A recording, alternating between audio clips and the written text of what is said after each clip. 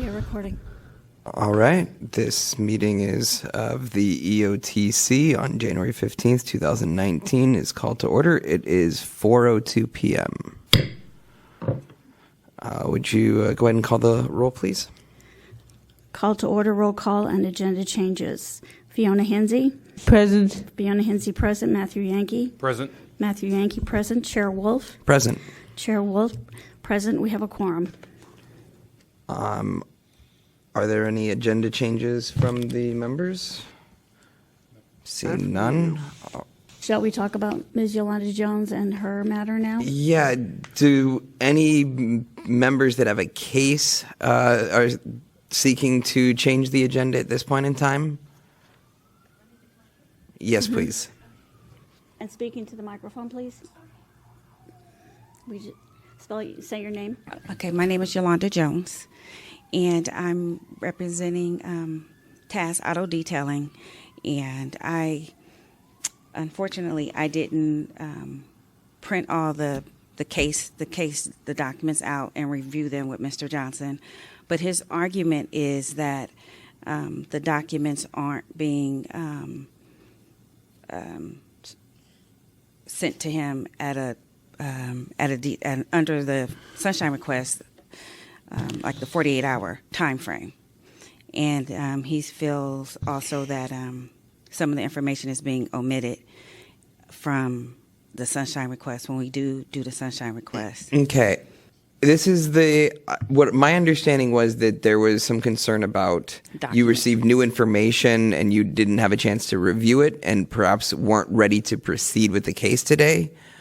This is the time in our meeting for possible agenda changes. So if we weren't going to hear your case today, okay. But in terms of the actual details of what's going on, that would be heard later on item 4. Okay. So just real briefly, let me make sure that you understand the way our process works, is that all of our cases go through essentially a pre-hearing and then a hearing, and this is the pre-hearing. Okay.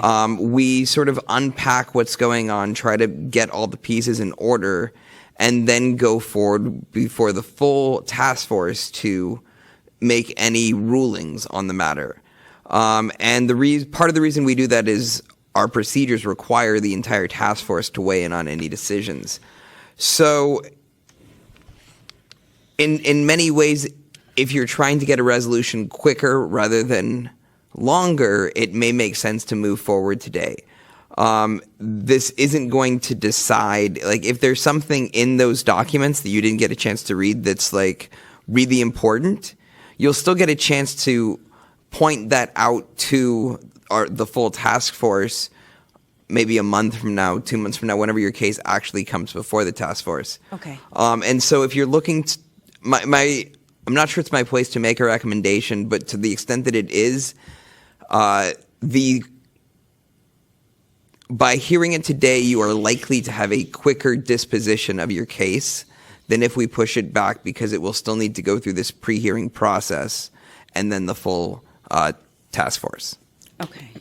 Do you have any sense of whether it makes sense to move forward today, or whether you would like to ask us to consider putting it on the docket at a future date, which I can't speak to when that would be at this time?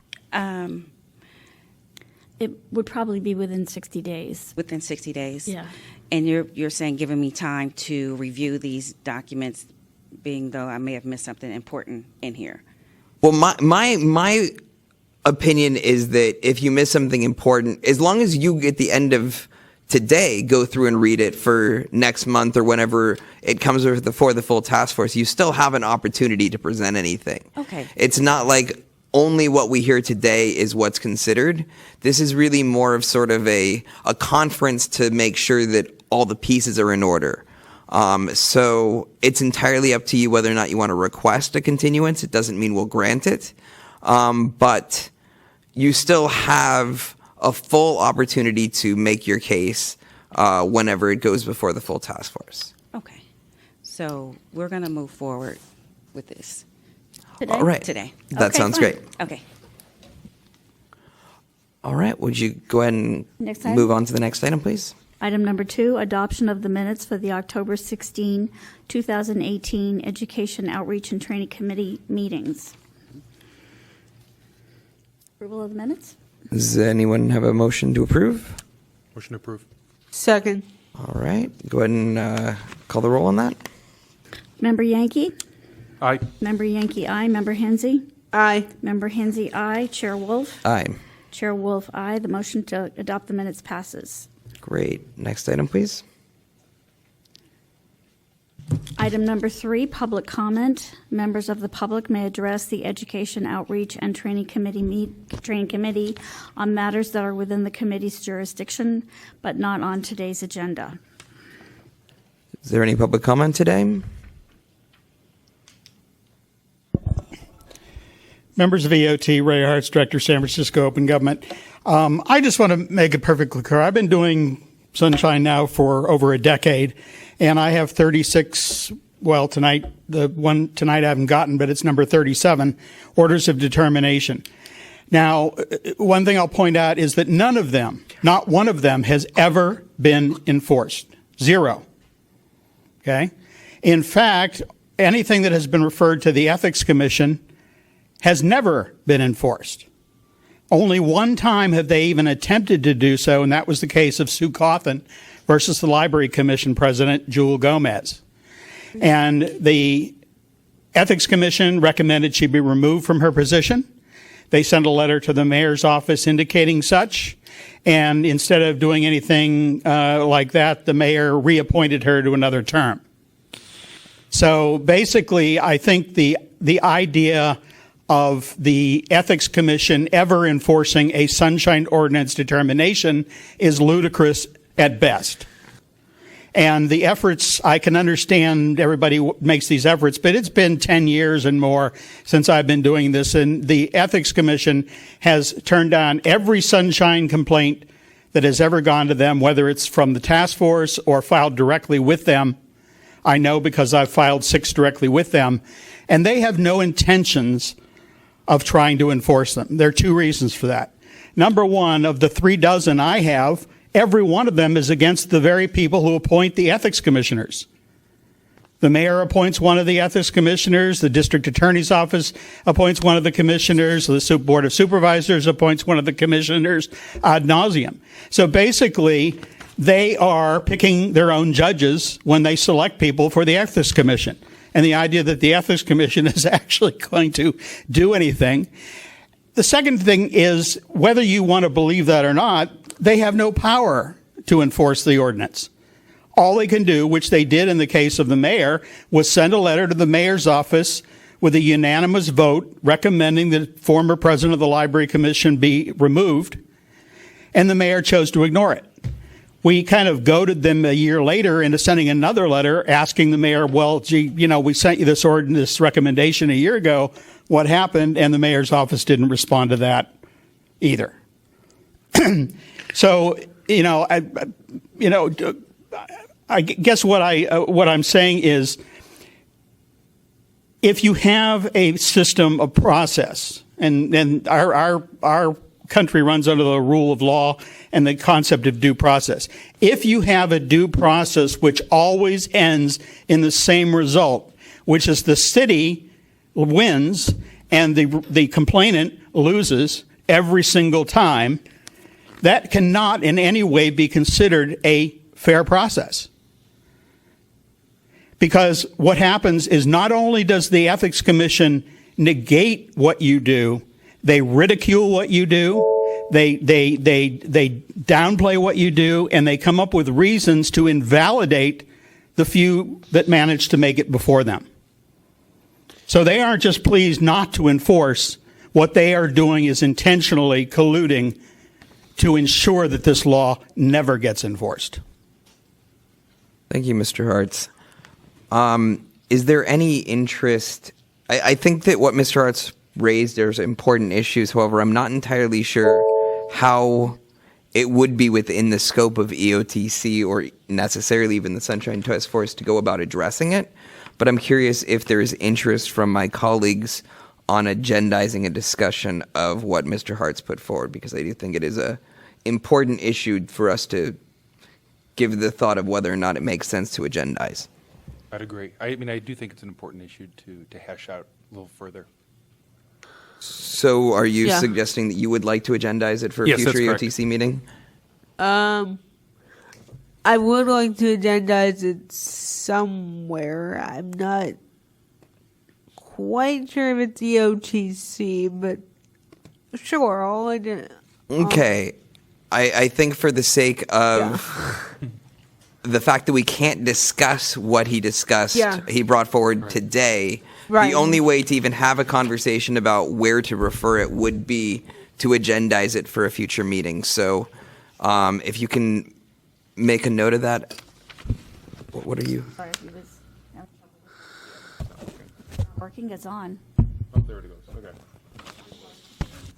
Yeah, if you can make a note about agendizing, putting on the next EOTC agenda a discussion around the issues that Mr. Hartz raises pertaining to. Oh, do you have a good way to summarize that? The end consequences of Enforcement issues. enforcement of Sunshine Ordinance violations.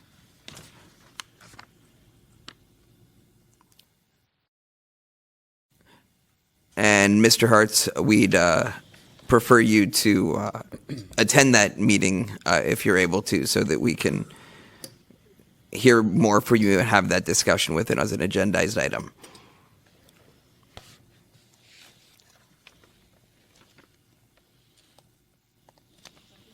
On the email when that meeting is set up. Wonderful. All right. Is there anyone else wishing to participate in public comment at this time? Seeing none, let's go ahead and call item number 4. Item number 4, file number 18093, complaint filed by Yolanda Jones against Officer Rick Yick and the Police Department for allegedly violating Administrative Code Section 6721 by failing to respond to a request for public records in a timely and/or complete manner. And is it 5 minutes? Is that the? Yeah. All right. So you'll have 5 minutes to go ahead and explain what your complaint is about, and then the other side will have 5 minutes, and then we may ask some questions, and then at the end there'll be an opportunity to rebut anything that you hear, sort of conclude your case, and then we're not going to be making a decision today. This is just sort of to unpack the details and then send it to the full task force to actually make a decision at a later date. All right. So if we can get 5 minutes on the clock, and Go ahead. Go ahead. Okay, I'm Yolanda Jones. This is Lamont Johnson. Can you speak up, sir, please? Lamont Johnson. Okay. So basically, we've been asking for emails between the police fleet manager and the civilian staff. And they're claiming that the emails either don't exist or have been destroyed. We've also asked for several logs that they're supposed to be keeping, incident to another contract with the city, and they're not keeping the logs, or they're not turning the logs over. But yet the logs exist.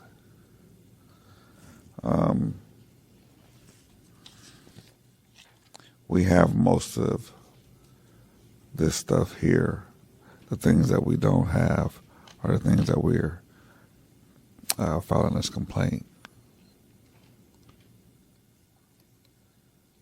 which is the logs and the emails between Officer Rick Yick, Captain, what's the captain's name?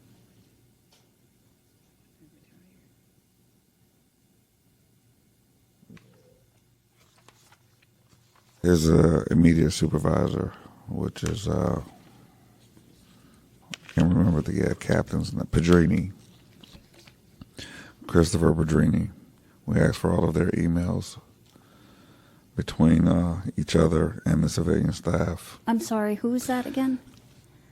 Christopher Pedrini, Pedrini.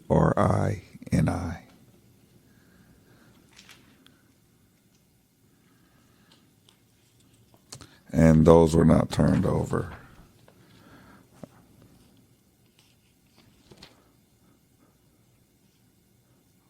All of this stuff is incident to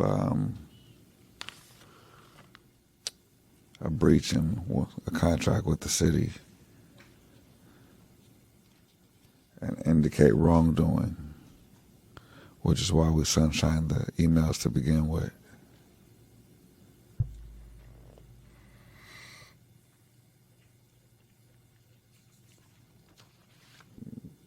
I think that's it's pretty simple. It's clear cut. It's pretty simple and clear cut. That's our biggest problem here. And then we wanted you guys to make a determination on whether or not their responses were timely or untimely.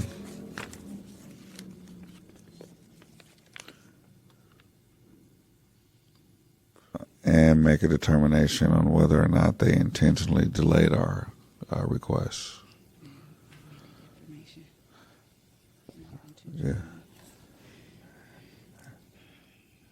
And to make a determination on whether or not they intentionally omitted, concealed, or withheld information and records.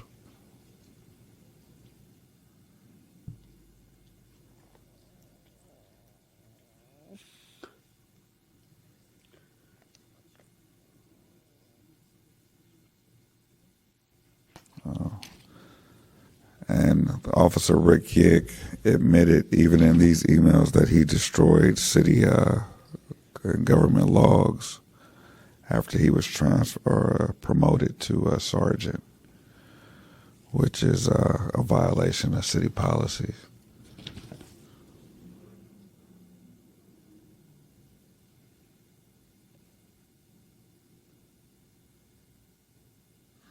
That's pretty much it.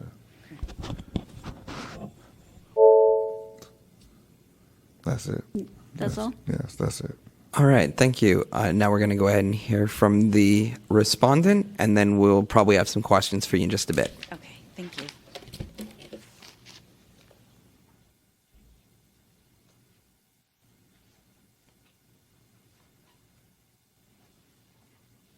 Please state your name. Lieutenant Catherine Walland on behalf of the San Francisco Police Department and Sergeant Rick Yick. So the San Francisco Police Department received the Sunshine complaint, and we gave a response. We received an IDR from the requester on March 19th. We provided a response to the IDR on March 20th. On March 29th, we invoked an extension in order to collect and review the voluminous amount of material, and stated we provide an update no later than April 12th. On April 12th, SFPD responded with an update that the SFPDs continue to review the material and provide an update. And on April 25th, the SFPD provided the requester with responsive material. In addition, the logs that are being referred to are solely for the purpose of reconciling payment. Once that has been done, there's no need to retain them. So there was no need to keep those. And I believe, per our attorney's advice, the retention of those documents falls outside the scope and jurisdiction of the Sunshine Ordinance Task Force. And so we submitted, I believe those are the documents that the requester was looking through, is the documents that we gave them on April 25th, and that's what we submitted to the task force. I think I'm done. All right. I'm curious about the first records respond. The first time you provided records was April 25th. Is that correct? That's yes. And so, but on the 29th was the first time you responded saying you'd be providing documents on a rolling basis, right? Or did that happen on the 12th? I believe on the 20th is when we responded saying that it was not an IDR. And let me flip through to my list of documents. So says on the 29th, we avail ourselves of the time limit extension set forth in responding to your request. And we'll provide another response no later than April 12th.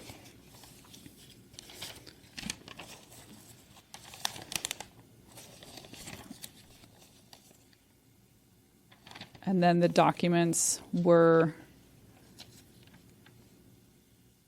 on April 12th, a letter was sent informing you that the responsive records would be provided on a rolling basis.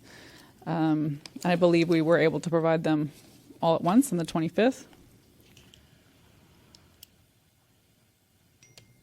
So were no documents collected between the 12th and the 25th? I don't have that timeline here, but the request was pretty large.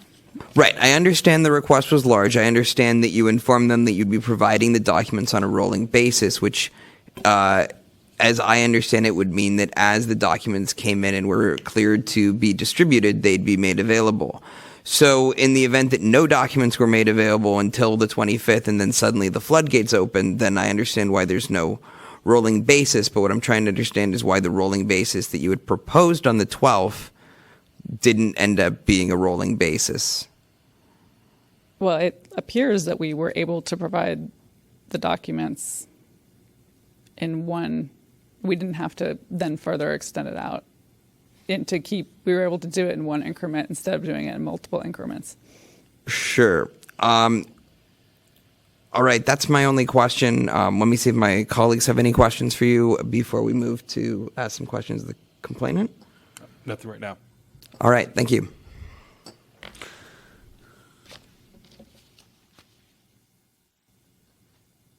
If the complainants can approach, please.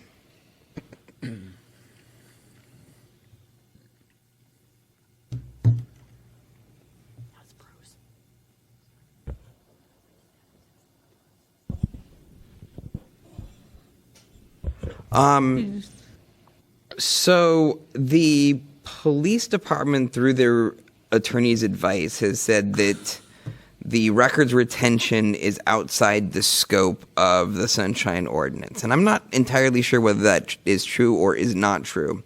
But I'm curious whether you have filed a public records request asking for their records retention policy related to these documents that you're requesting.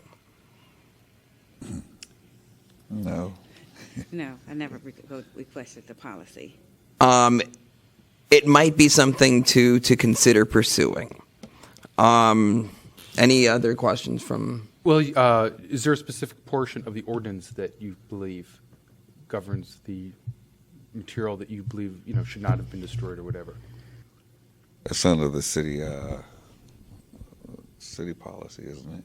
That's what you had mentioned earlier. I'm wondering if you have a specific citation of which specific policy. I don't know you're the speaking of. specific code, but it has to do with the city employees destroying government documents. Well, he's, I think, looking that section up to help you. So what is it that you've received and what is it that you're still thinking that you might still want to receive? All of the logs and all of the emails with the appropriate dates. So what have you received? Well, we received, we have all of this stuff here. What we haven't received is the logs and the emails. Okay. And all of that's public record. Those are civilian employees. They're not entitled to any type of confidentiality. I have a follow-up question here. So I believe it was stated earlier that this information from these emails or logs is compiled into some other type of document, and then once that's done, then they don't need the logs anymore. Did you receive any type of summary of what may have been in those logs? No.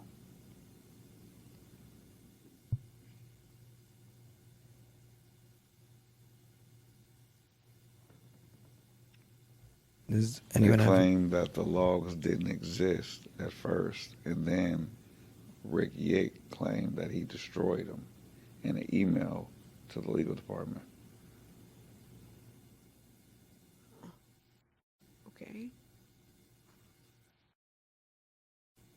And was there a reason given for not receiving the emails that you requested? Because you said you also haven't received the emails. They just haven't given them up.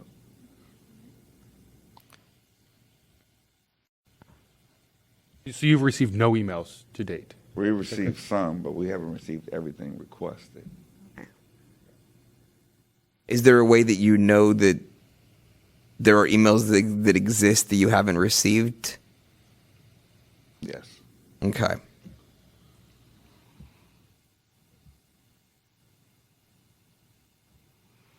Any other questions for the complainant at this point? No. All right. If we can hear back from the respondent again.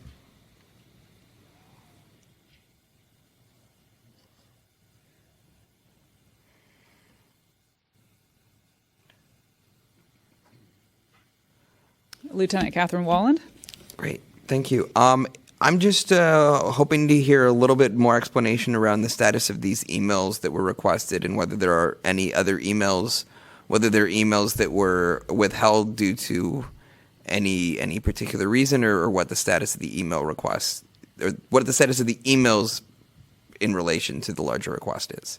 Okay, so we have prepared a packet related to the request that was made on March 19th, because that's what the complaint involved. I believe, it can't be exact, I believe to date, Ms. Jones has made about 13 public records requests, which we have responded to.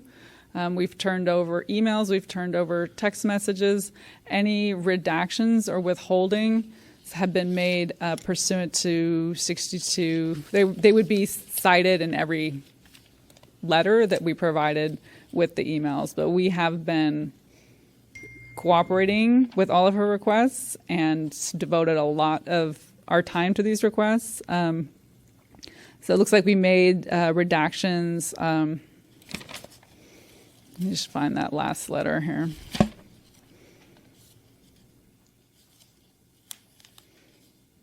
So if we did make redactions, it would have been 6254F or personnel file. These are supervisors speaking, with employees, and we're also speaking about police equipment. When you followed through with the records on, was it the 25th?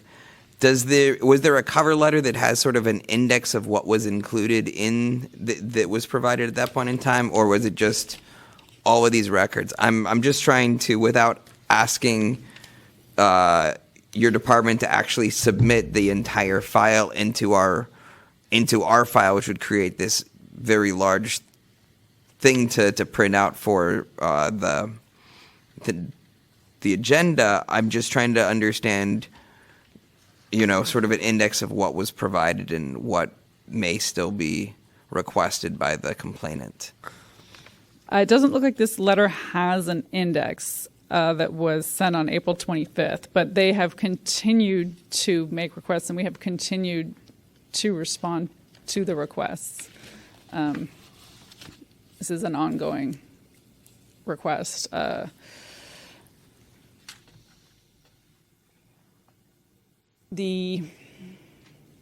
of the materials may be maintained by other city agencies. As to the OCA for contracts, as the requester indicated, he is a vendor with the city, and there are other city agencies that have those contracts and have the way those things work. I don't know if he's made requests through there, but every time we get a request, we contact everyone that's in the, referred to in the request, and get the emails, review it for anything that needs to be redacted. For instance, if someone's I don't want to say what kind of personnel issues might be in there, but it's indicated.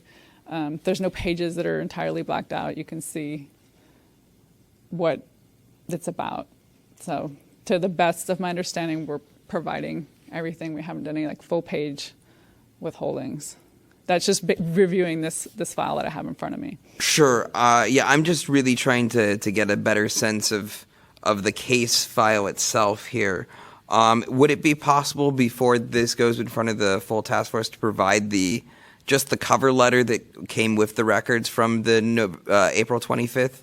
I believe you have it. We submitted it. Page 50, I think. Page 50. Apologies. There's so many pages I that could believe easily that get lost. The paralegal did submit our entire response. Great. Let me thumb over to find that real quickly.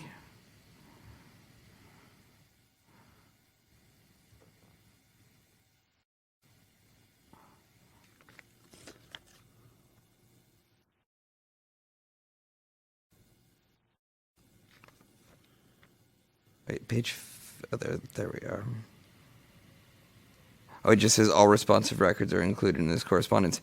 So, is that to imply that there were no records that were withheld because of personnel reasons? I would have to flip through the redactions. And normally, I'm just saying, I'm generalizing because there have been so many requests made with this. If we were to make redactions, that's what they would be pursuant to. So you're saying that if there was a record, if there was a document that everything needed to be redacted, there still would be a page that said from redacted to redacted with still the time on it? Yes. So there's no documents that were withheld. They just may have not much information because they've been redacted. Yes. All right. Great. Thanks. Do either of my colleagues have any? Yeah, I had a question here. So, getting back to the logs that were, it sounds like were deleted, was the information that was in those logs, is it compiled in some other type of document? Like a summary I of what was in don't there? know if it's compiled in a summary.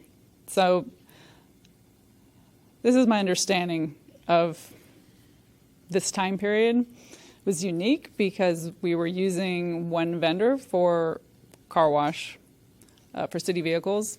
During that time, there was no contract, or the contract was up for bid or whatever. I don't know all the ins and outs. That's why I said it's kind of an OCA thing. So during that time, it was necessary to keep a log to reconcile those receipts, but it wasn't something that needed to be done normally. It was just because there was no contract. And once those slips or whatever they were had been turned in to fiscal or OCA or whoever was collecting them, there was no need for this person, for the log that he requested, to be maintained. And also during that time period, there was people transferring out, new people coming in, and the office was moved. But it wasn't like, it's not a log that's regularly maintained. That he does say that he got rid of the stuff that he had, but it's also not something that was regularly maintained in the normal course of business. It was like a 3-month period where there was no contract. It just sounds like they were used for something else, and so I'm wondering where they ended up going, if that might help supply the information that they're asking for. I'm sure it's part of, OCA's documents, or whoever does these car wash contracts, the fees. But as far as he was asking about, at the time, Officer Yick, and let me see what the original request was for.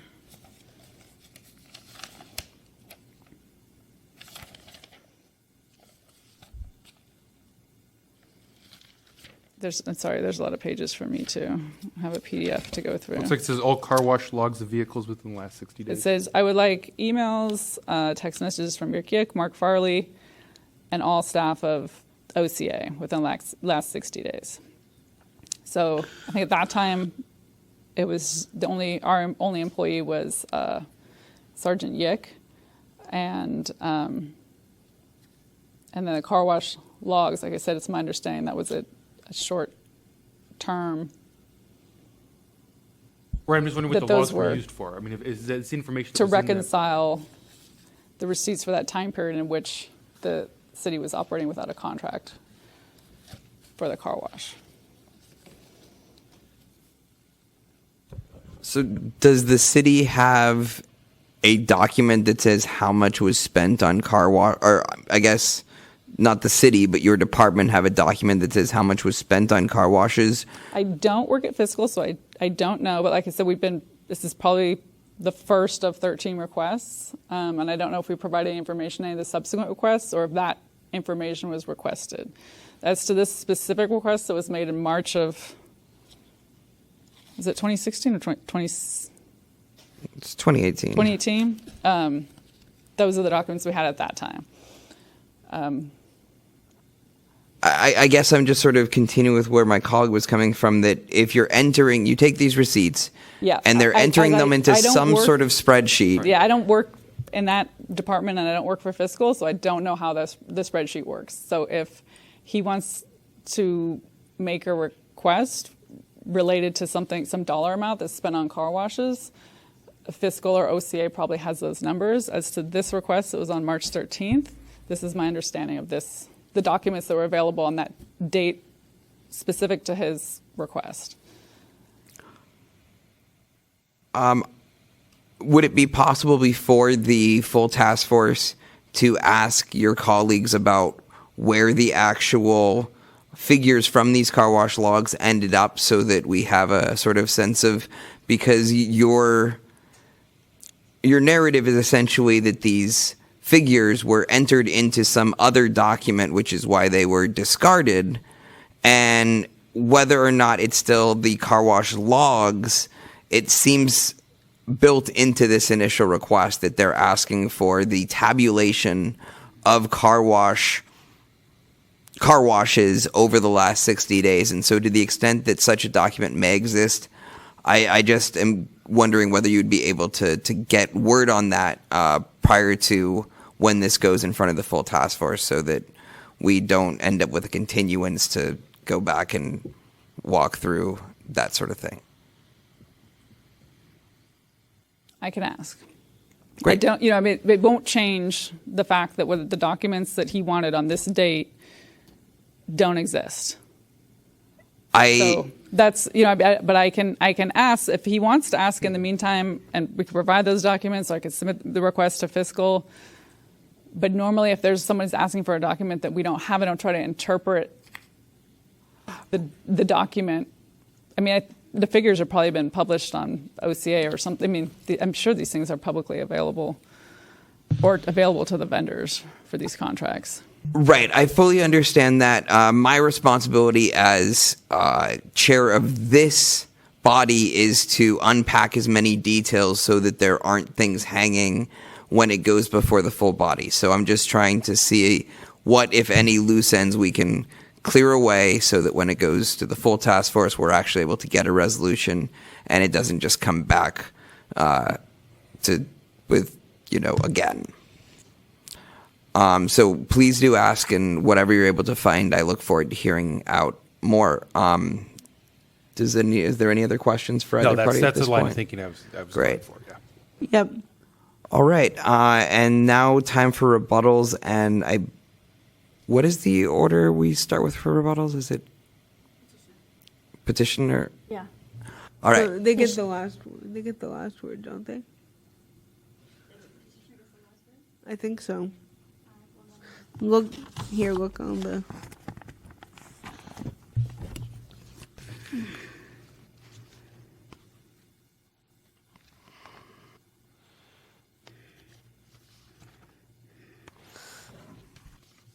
But I'm pretty sure.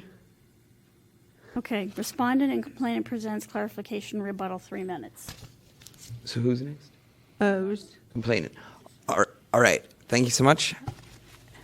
And if we can hear back from the complainant, now you just have 3 minutes. 3 minutes to go ahead and say any last words or respond to anything that you heard previously. Okay, I think the bottom line here is they haven't forced Officer Rick Yick to give up any of the emails or logs or information that's been requested. And in his response to them in their emails, he told the legal department that he would give them information as he remembered.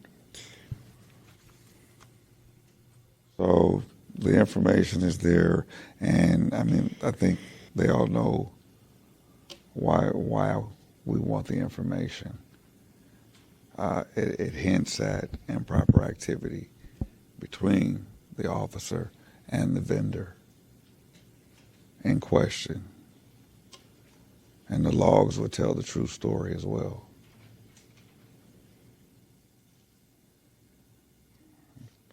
That's pretty much it. All right. Thank you. Okay.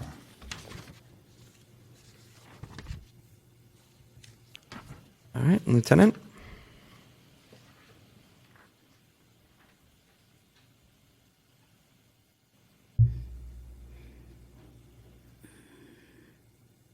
So I just wanted to respond. Specifically, Sergeant Yick said that he had no responsive logs for the car wash. And this email was provided along with additional other emails to the requester. I have been promoted and transferred out of fleet, and the few logs that I did have were destroyed upon my transfer. I will begin to forward you my emails that I have communicated with OCA. As to the best of my recollection, I have no text messages to or from OCA. Our normal method of communication is via email. And then the emails were provided. Great. That's it. Thanks. Thank you. All right. Is there a will for a motion at this point? Sure, I'd move to refer to the full task force. Second. I believe we're supposed to also find that there are public documents. There's some Yeah, if there's, there's some jurisdiction, find documents with foreign jurisdiction, Find and jurisdiction. that there are public documents or something of that nature in order to meet the requirements. So is that It's like it moved to find that we have Sunshine Ordinance Task Force has jurisdiction. The records are public, and we refer the matter to the entire task force for a hearing. great? Is there a second on that? Second. Awesome. Any public comment on that motion? Members VOT, Ray Hartz, Director, San Francisco Open Government. I think this case kind of points out some of the issues that I think EOT should be involved in. First, I'll give the lieutenant the benefit of the doubt. She said it wasn't an IDR, and the task force has repeatedly over the years said an IDR is an IDR, period. The respondents cannot simply say, we are determining because of this reason or that reason that it is no longer an IDR. It is an IDR, therefore they must respond. The only difference is they can invoke the extension because of voluminous nature of the request or needing to confer with other parties before releasing the information. And that wasn't what was said. What was said was we determined it wasn't an IDR. So the issue of timeliness, I'm not sure when they actually responded by the end of the next business day, which is what the requirement of the ordinance is, or whether they required later because it was kind of confusing from the way it was explained. Secondly, I've interacted with the government for many years, 12 years in the Navy, 14 years teaching for the University of Hawaii, the state of Hawaii, and the federal government in Hawaii. And I know there's one adage we all had. The work's not done till the paperwork's done. And basically, any piece of paper that is generated in the course of business is a public record and must be maintained. I don't know what purpose it would serve to get the police department's orders for this, because either the orders say that you can destroy public records or they do not. And it sounds in this case like they did destroy public records. And I've never been in any federal agency where an auditor came in and they were satisfied with the response that, well, we kept the records until this point in time and then we destroyed them. Because they want to be able to go back and unpack the entire chain of events. And I agree with Member Yankee. Basically, I know how the procedure works. And if this log was kept for the purpose of, filling in another form, then it would be very easy and very aware in my mind that if this is the numbers they're looking for, then they can get those same numbers from this document that we used to compile from the individual sheets. So even though you may not have the individual sheets, you still have the document which was generated to order payment. I mean, that's the bottom line here, is somebody had to generate a document that ordered whoever paid this to pay.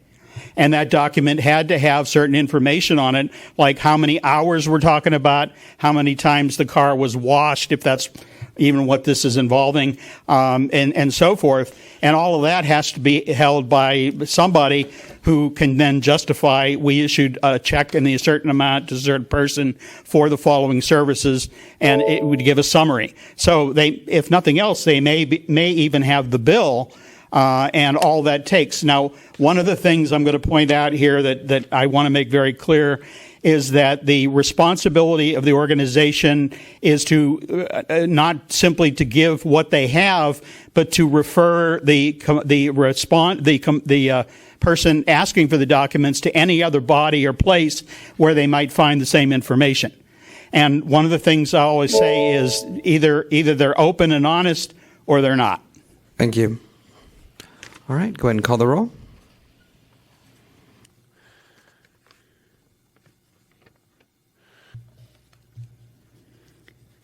Member Yankee? Aye. Member Yankee, aye. Member Hensy? Aye. Member Hensy, aye. Chair Wolf? Aye. Chair Wolf, aye. The motion passes. All right, next item, please.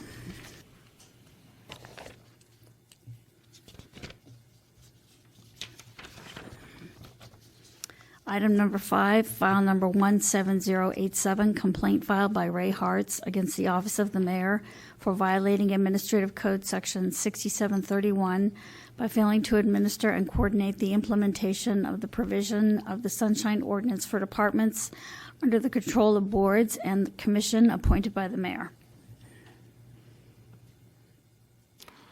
All right, so we heard this item a few months ago, and it was a little unclear how best to sort of walk through this. It's not a typical way that we look at cases, but I think that Mr. Hartz put forward an interesting argument, which we asked both the mayor's office and Mr. Hartz to prepare further arguments on, which is why we're here at the EOTC. Before we hear from Mr. Hartz and the mayor, is there anything from either of my colleagues that we should include? No. All right, great. Go ahead, Mr. Hartz, and 5 minutes? sure. Ray Hartz, Director, San Francisco Open Government. As I've mentioned, as a matter of public record, I have over 36 orders of determination regarding either interference with public comment at public meetings or withholding public records. There are some agencies in this city who are never called before the task force because when they get a public record request, they respond to the request in a timely fashion and in an appropriate fashion. There are others, like the library, who are here repeatedly, not for only myself, but for other members of the public who have requested documents. Now, I believe it's at this point 12 separate orders of determination against the library and or the library commission have come before the task force and been issued. The bottom line is there is a pattern of behavior here where the library just for some reason does not think it has to comply with this ordinance. And I understand and I know the reason why. It's because, number one, they do not want to release the documents I have requested. And number two, they do not want to admit that they have no documents in some of these cases. In one of the cases, it took 2 full years before I finally got the final response to my initial public records request. I had to place 2 complaints with 2 petitions, to the supervisor of records in the city attorney's office, both of which were denied based on some sort of a bizarre logic that they were in the process of complying. And I even have an order of determination against the city attorney's office for acting as counsel for an agency who is withholding public records. So basically, the city attorney's office has never been supportive. Now, all of these dozen or so findings against the library of the Library Commission have never, as far as I know, ever been discussed by the Library Commission. Sue Blackman, who is the secretary of the Library Commission, comes here and says the city attorney told us this, that, or the other thing, and doesn't ever say who directed her or who is telling her how to answer the task force in these complaints. She simply comes here and says, we're just acting in the way the city attorney says us to. Now, the bottom line is the mayor's office in this ordinance, the mayor tries to wiggle off the hook by saying it's not our job to enforce the orders of determination of the Sunshine Ordinance.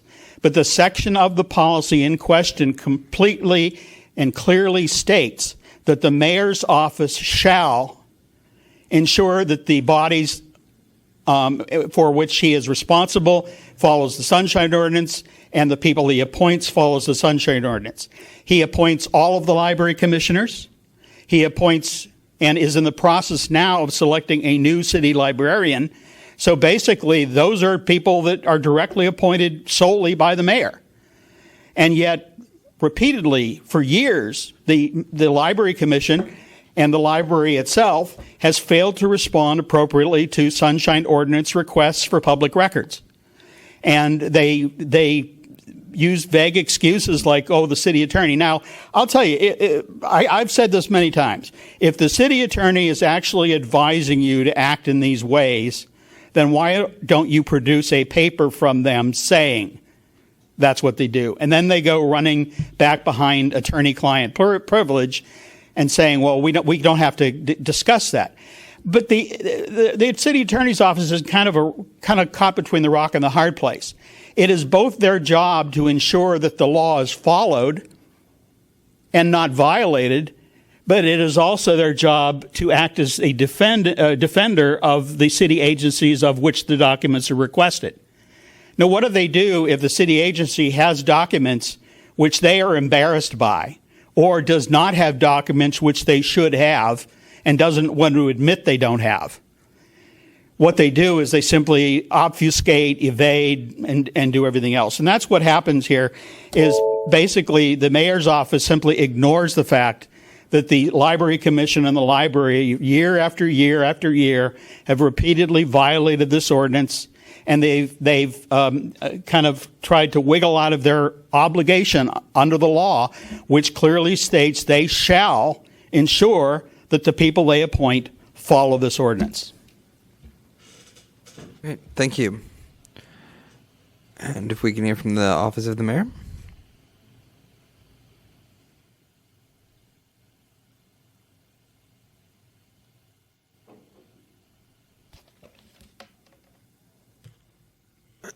Good afternoon, members of the Education Outreach and Training Committee. I'm Hank Heckel. I'm the Compliance Officer at the Office of the Mayor of London and Breed. So,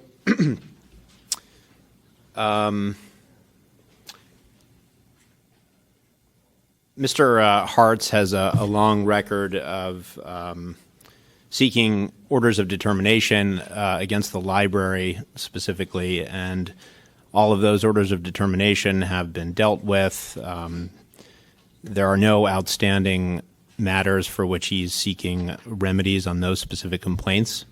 At the previous hearing of this matter at the session of the full task force in December, against my objection, there was found a sanction against the mayor's office, which I would submit is not proper since it was not against any particular public official. It was against the office of the mayor for the reference was to failing to comply with the Sunshine Ordinance 67.31, which is a very general provision that sets forth the mayor's responsibility in coordinating implementation of the Sunshine Ordinance, and we don't take any issue with that as a general principle and concept.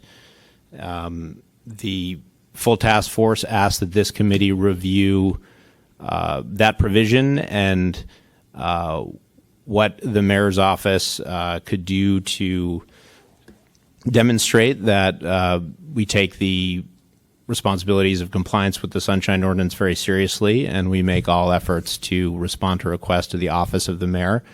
And we also coordinate with other departments as needed. And I'm happy to shed light on that process. The overall goal of this hearing is a little unclear to me, but I'm here to help and perhaps answer questions from the committee on the process that is followed at the mayor's office and how we interact with other departments as needed to see that there is compliance with the Sunshine Ordinance. But as to Mr. Hart's complaints, as I said, there's really nothing that's pending or open. I do think the record needs to be clarified in the sense that there are a number of orders of determination that he references from years past. And again, this relates to previous administrations, not the current administration, not the current mayor. And those determinations were mostly not enforced by the Ethics Commission. There was in terms of the specific things that Mr. Hartz was seeking, I believe there was the matter of public comment in the body of the minutes of the Library Commission. My understanding is the Library Commission ultimately complied, not because they were required to, but simply to avoid continued complaints by Mr. Hartz. There was never any order from the Ethics Commission requiring them to do so. And with respect to specific document requests, he's received all the documents that he sought those years ago. As far as I'm aware, if there are current requests that Mr. Hartz has pending or new requests he would like to make that were directed to the office of the mayor or are directed to the various departments, those departments would respond in the first instance, and we would be happy to assist in ensuring that those requests are complied with. So, I mean, that's our policy, that's our practice. We answer complaints. We refer them to the appropriate departments. We coordinate with those departments and alert them to requests that have come in. If specific departments have difficulty or questions about responding to particular requests, this is just across the board. This isn't, specific to Mr. Hartz. We work with them to address their questions, sometimes with the advice of the city attorney, sometimes not, as needed, and we work to ensure that those requests are fulfilled. So I'm happy to answer any questions about our process. I believe we're compliant with 67.31, but we can talk about the specifics of that at your discretion. Thank you. Great. Thank you. All right. Any thoughts from... So I wasn't at the meeting when this was initially heard, so was there a specific reason we brought this back?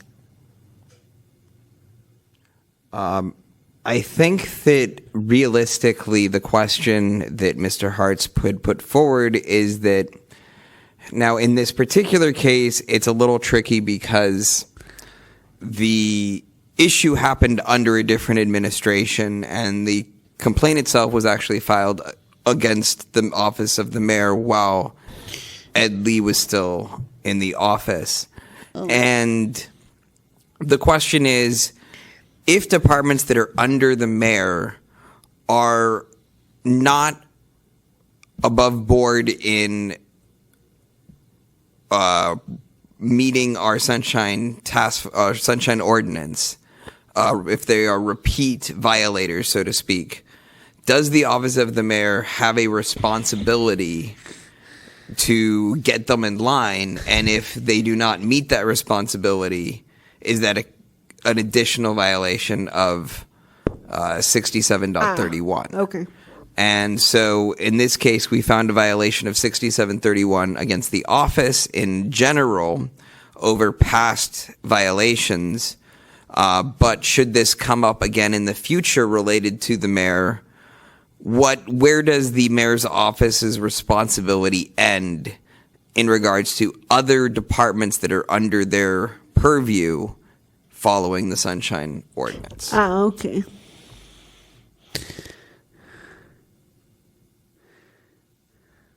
I guess the question I would have is: Mr. Hartz, are there any pending issues with the current administration? I know we discussed that there was a change of administrations and versus the office, but is there anything you find Well, sometimes I find it kind of disingenuous for the mayor's office to argue that somehow because Mayor Lee died and is no longer mayor that, we're no longer responsible for in following the law. The law clearly says, the first two sentences says, the mayor shall administer and coordinate the implementation of the provisions of this chapter for departments under his or her control. That's the Library Commission. The mayor shall administer and coordinate the implementation of the provisions of this chapter for departments under the control of board and commissions appointed by the mayor, and that's the library. So basically, for years now, I've been fighting with the library, and every time I make a public records request, they are evasive, they obfuscate, they number one, they've never, in the Public Library Commission, actually discussed this issue. They somebody tells Ms. Blackman to respond, and to respond in a certain way. She does it, and the task force has repeatedly found that her responses were unsatisfactory. Now, obviously, the Ethics Commission knows that it can't enforce this, so they did one time send a letter to the mayor recommending that the former president of the Library Commission be removed for cause, and the mayor ignored the letter. So basically, they know that it really does no good to send anything to the mayor because the mayor isn't going to do anything about it. And so what I basically am doing with this is making it a matter of public record that, number one, the Library Commission is a repeat offender. They do not like this law. They do not want to comply with this law, do not feel they have to comply with this law. And the mayor's office seems to be quite happy to allow them to be a repeated serial offender, even though this section of the ordinance says the mayor shall see that they follow the law. And as far as it being the, Mayor Lee or whatever, if you look at the list, actually the partial list, because it's missing a number, on page 145 of your packet, you will see that not only are the Library Commission and the library there, but former acting mayor Mark Farrell is there a couple times. Former president of the Board of Supervisors, London Breed, is there a couple times. So I don't see any, I see it's kind of disingenuous to argue after the fact that, well, because Mayor Lee is no longer here, we're no longer responsible for all of these violations. Well, when the very person who's in the mayor's office right now is an offender herself. And the final thing I'll say about it is 2/3 of these, 24 of them, have to do with one matter, and that is the financial dealings between the San Francisco Public Library and the Friends of the San Francisco Public Library, an organization which has, to the best of my knowledge so far, collected $80 million to support the library, who on their own website right now, a city website, have a link to that group. And that group gives them about 10% of the money they get. And they don't respond to any requests from the public as to where does the other 90% of the money go. The only thing I've managed to achieve, and he makes the comment, oh, well, the library is now putting the 150-word summaries in the minutes. And he made it sound like they just did it because Mr. Hartz is this horrible person who, oh my gosh, he knows his rights under the Sunshine Ordinance, which it says I'm supposed to, and he files a complaint when those rights are violated, and he gets orders of determination that publicly make a matter of public record that that's the case.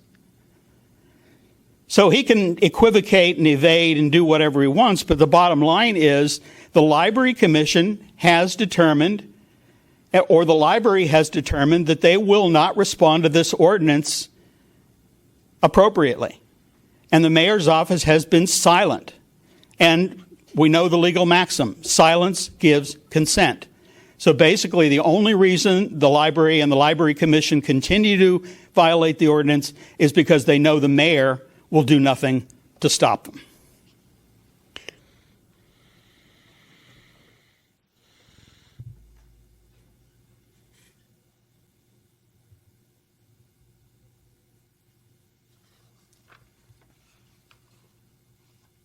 Any other questions for our participants?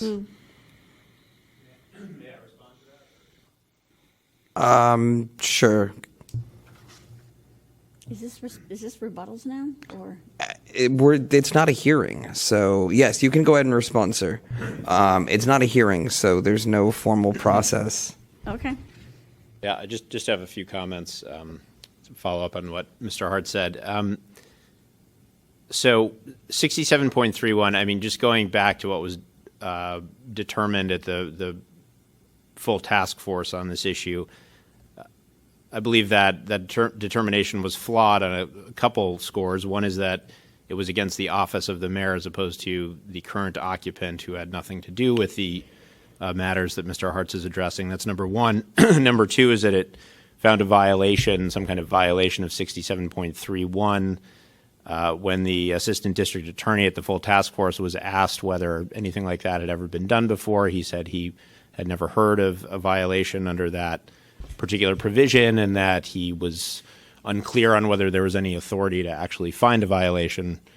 Nonetheless, the task force came to a determination, and here we are, and that's fine. And we would like to move forward and assist the the task force and this committee in finding some clarity on a satisfactory process under 67.31.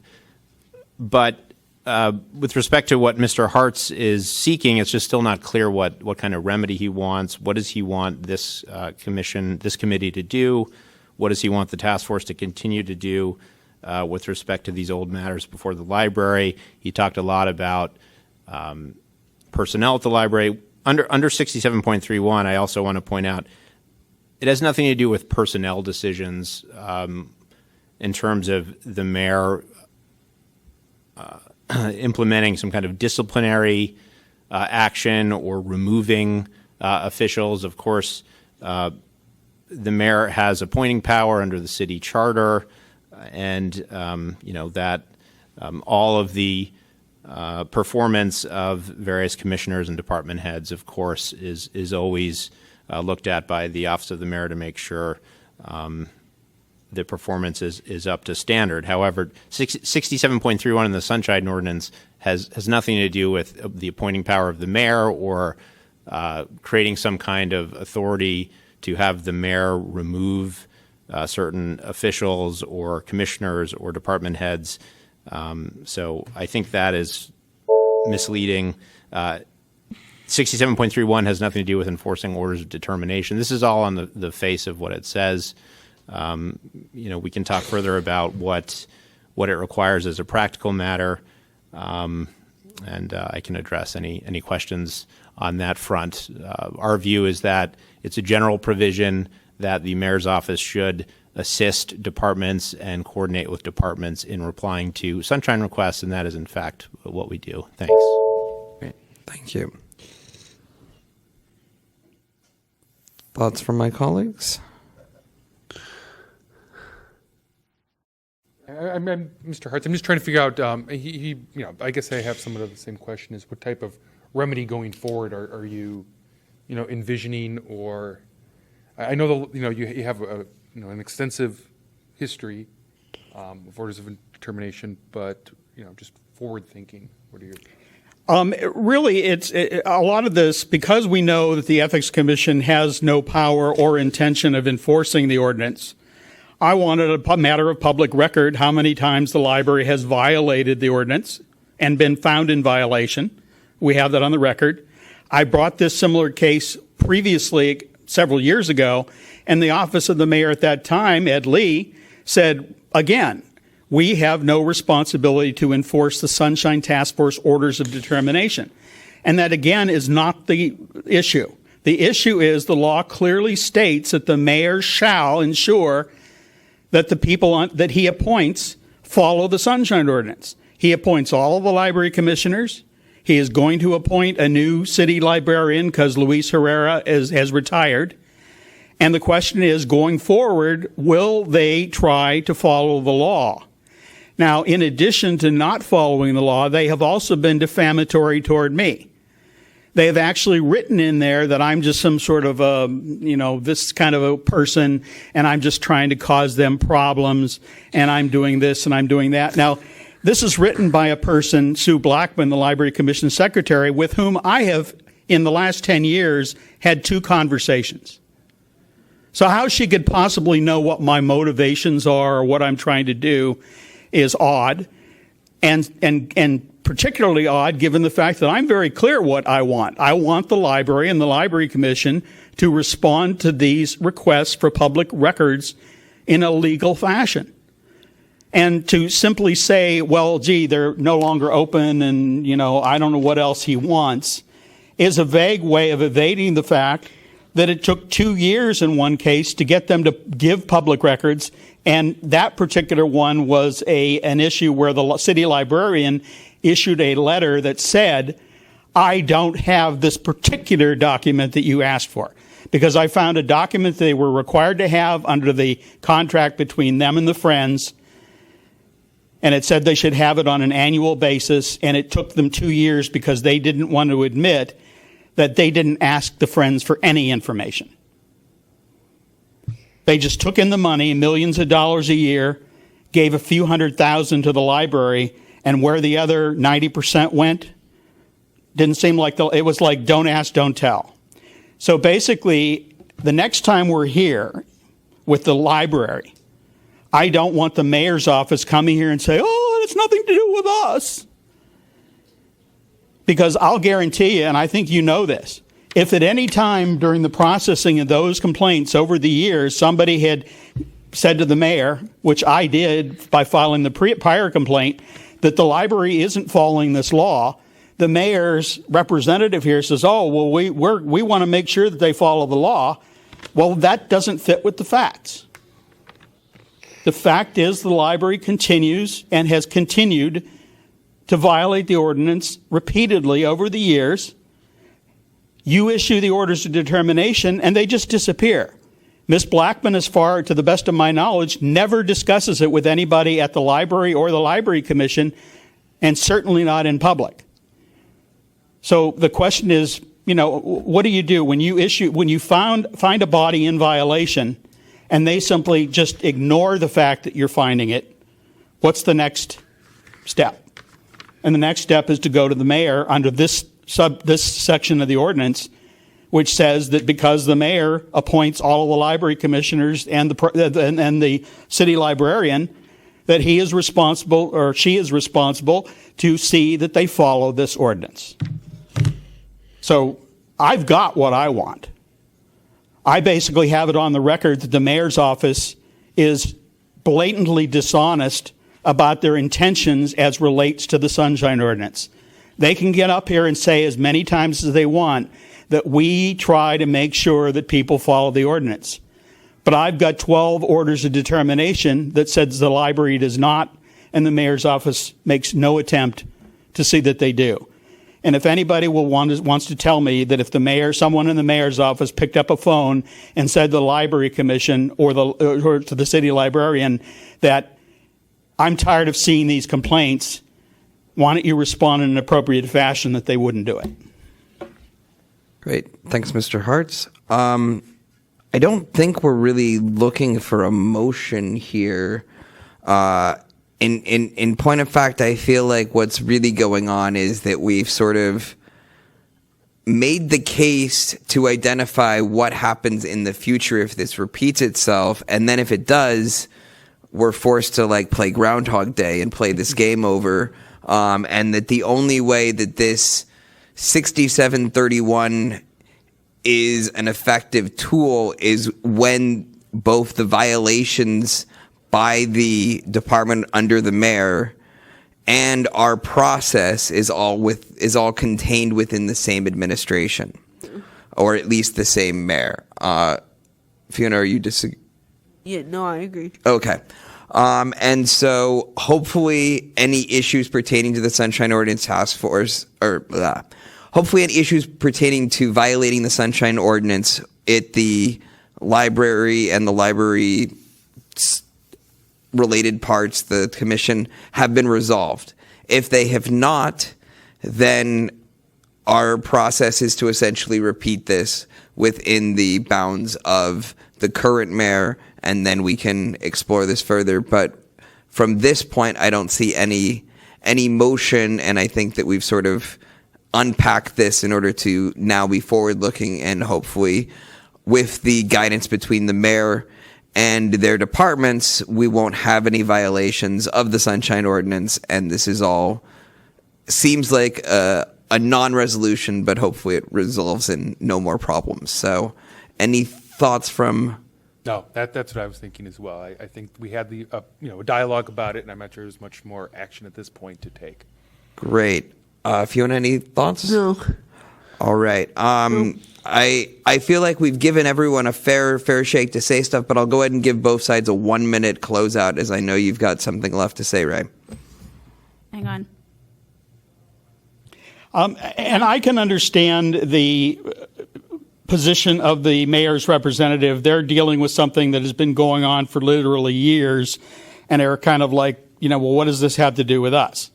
Like I said, I have findings of orders of determination against Mayor Breed when she was president of the Board of Supervisors, and it was about a library issue where I was trying to find out what she knew about the library issue.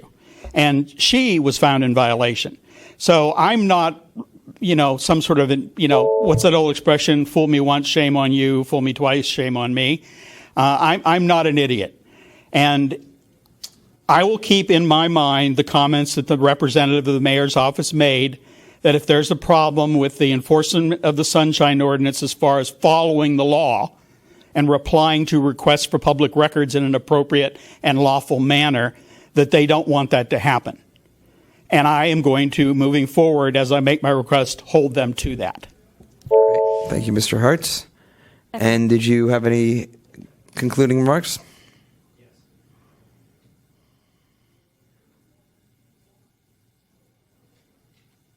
Thanks.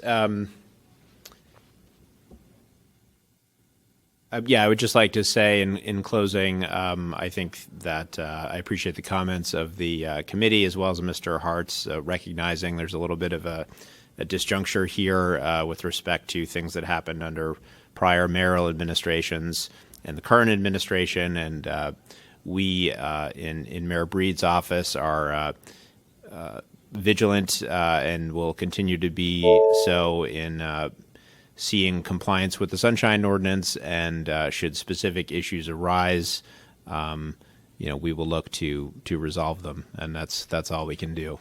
Thank you. Great. Thank you. All right. Next item, please.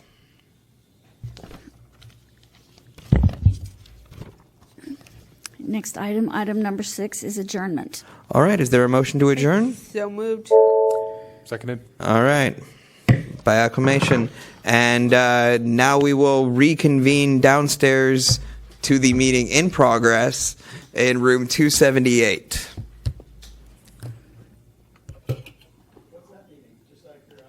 That is a welcome orientation for the new body of the Sunshine Ordinance. But it is, of course, a public meeting, as all bodies of all of us are legally public meetings. So